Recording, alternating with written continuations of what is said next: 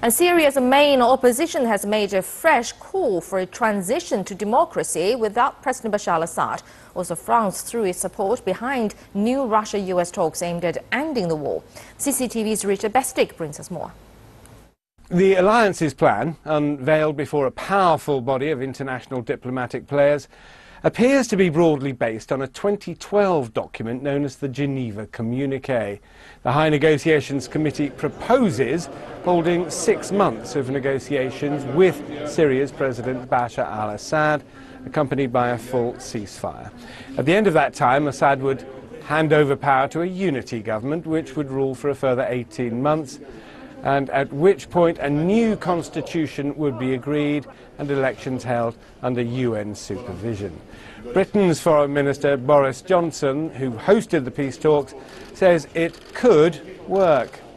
It is a plan, a vision and a plan for Syria that is democratic, that is pluralistic, that will take that country forward.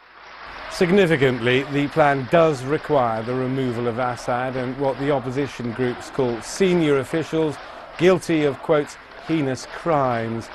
If successful, its imposition would mark a high watermark for international diplomacy. Perhaps the most telling indicator comes from Syria's Deputy Foreign Minister Faisal Mekdad, who described in a BBC TV interview the demands for Assad's removal as crazy and unbelievable.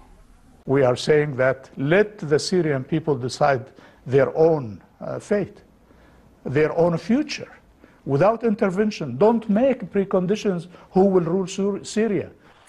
The military reality on the ground is that with Russian support, Assad's forces have recently enjoyed significant battlefield successes.